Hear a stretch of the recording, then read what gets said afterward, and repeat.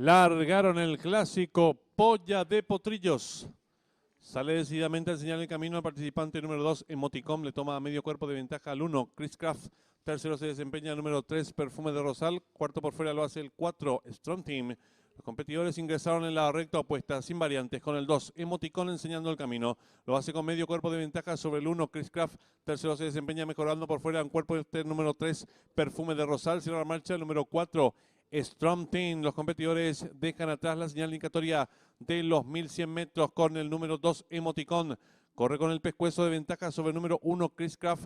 Tercero en cuerpo y medio se desempeña el número 3, Perfume de Rosal. Sigue cerrando la marcha, dos cuerpos de este, el número 4, Strong Team. Los competidores van a comenzar a enfrentar el codo. Hay lucha en la delantera, número 2, Emoticon. Cabeza de ventaja sobre el número 1, Chris Craft, que corre por dentro. Tercero se desempeña 6 cuerpos, el número 3, Perfume de Rosal. Sigue cerrando la marcha, el número 4, Strong Team. Los competidores están en los últimos 600 metros de carrera. El número 2, Emoticon, le toma ahora cuerpo de ventaja al número 1, Chris Craft. Tercero a varios cuerpos, el 3, y están en la recta final. Últimos 400 metros finales. Continúa la lucha en la delantera por fuera, el número 2, Emoticon a su costado interior, el número 1, Chris Craft. En la tercera ubicación a varios cuerpos, el 3, Perfume de Rosal. Descuenta ya los últimos 250 metros para el disco. Asume el comando del lote por dentro, el número 1, Chris Craft. Le toma ahora 2 cuerpos y medio de ventaja, el número 2, Emoticon. Tercero a varios cuerpos, el 3, Perfume de Rosal. Descuenta ya los últimos 150 metros para el disco. Domina fácil el 1, Chris Craft. Logra estirar varios cuerpos de ventaja sobre el 2, Emoticon. Pocos metros para el disco. El 1, Chris Craft, y Alcides Coronel.